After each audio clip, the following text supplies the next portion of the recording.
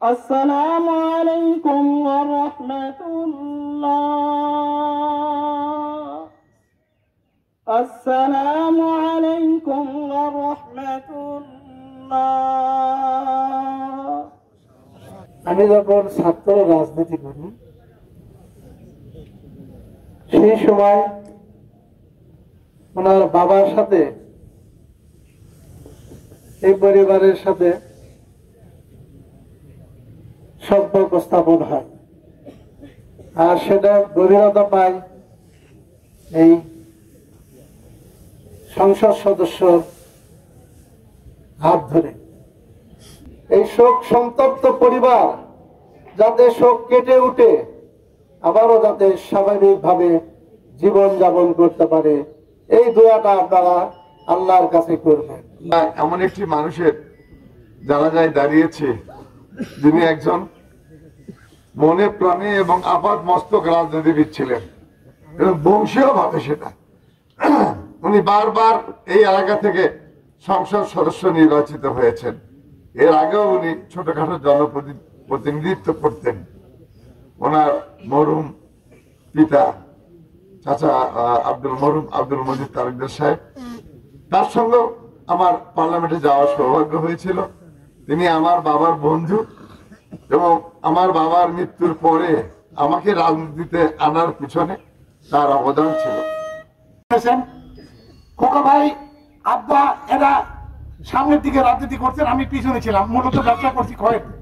আমি তাকে তার নিজের জন্য কখনোই নিজের পরিবারের জন্য তাকাতে আমি দেখিনি। সে সারা যখন আমি তাকে বলেছি ভাই দল ক্ষমতায় ব্যবসায়িক এই সুযোগ আছে, আসেন আমরা এই সুযোগগুলো গ্রহণ করি, সে বলেছে আমার পরিবারের জন্য কিছু করার আমার দরকার নাই, আল্লাহ আমার পরিবারকে দেখবে, আমি যা করবো আমার এলাকার জনগণের জন্য করব। আমি তাকে ব্যবসা বড় ব্যবসা দিতে পারতাম, কিন্তু সে রাজি হয়নি, কখনোই রাজি হয়নি। কারণ সে কখনো সারা জীবন খালি এলাকার মানুষের জন্য চিন্তা করেছে, এলাকার মানুষের উন্নতি, এলাকার রাস্তাঘাটের উন্নতি, এলাকার মানুষের জীবনমানের উন্নতি, এলাকার আইন শৃঙ্খলা উন্নতি, এটা শুধু সে চিন্তা করেছেন। সে যতদিন এলাকায় ছিলেন, এলাকায় থাকতেন, এমন কোনদিন নাই এলাকায় তার প্রমাণ থাকতো না। প্রত্যেক দিন রাজনৈতিক দিক থেকে কোথাও না কোথাও অনুষ্ঠানে তাই গেছে, সংসার কোথায় গেছে সে কোনোদিন দেখেনি। সেই কারণে দেখেন যে বগুড়ার উনি একজন এমপি ছিলেন, উনিকে ওনার দেখেন সম্পদের অবস্থায় বগুড়ায় একটা বাড়ি নাই, ঢাকায় একটা বাড়ি নাই। এই আওয়ামী লীগ সরকার তাকে তন্ড তন্ড করে খুঁজেছে, তার সম্পদ কোন 1 কোটি টাকা সম্পদও তার পায়নি এই যুগে, এটা কিন্তু পায়নি। সেই কারণে তার ইন্টিগ্রেশন সম্পদের বিরুদ্ধে তার দুর্নীতির কোন মামলা তার বিরুদ্ধে ওইভাবে করতে পারেনি। তাই ওই যে যেটা জামাই বললো যে আওয়ামী লীগ চাচ্ছিল যে সে আওয়ামী লীগে যোগ দেয়, সেটা সে রাজি হয়নি জন্য আওয়ামী লীগের সর্বোচ্চ মহল থেকে আজকে তাকে দেশ থেকে দুনিয়া থেকে বিদায় করে দেওয়ার পরিকল্পনা সে করেছিল।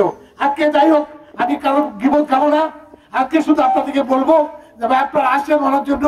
উনি যদি এই 9 মাস থাকতেন, বিভিন্ন 9 বছর থাকতেন, আপনাদের বিভিন্ন এলাকায় যেতেন, হয়তো আপনাদের কাছে ক্ষমা চাইতেন, এটা উনি পারেননি। উনি ইন্ডিয়ান পঞ্চায়েত চেয়ারম্যান ছিলেন, তখন বিচার আচার অনেক বেশি করতে হয়েছে, এমপি অবস্থায় বহু বিচার আচার করেছে। যদি ভাই কষ্ট পেয়ে থাকেন কেউ, দয়া করে মাফ করে দিবেন। উনি একটা রাজনৈতিক দলের সদস্য ছিলেন, সেই কারণে রাজনৈতিক দলের হয়ে অনেক কাজ করতে হয়। সেই কারণে যদি কেউ কষ্ট পেয়ে থাকেন, কেউ আঘাত পেয়ে থাকেন, আজ দিনে দয়া করে আপনারা মাফ করে দিবেন।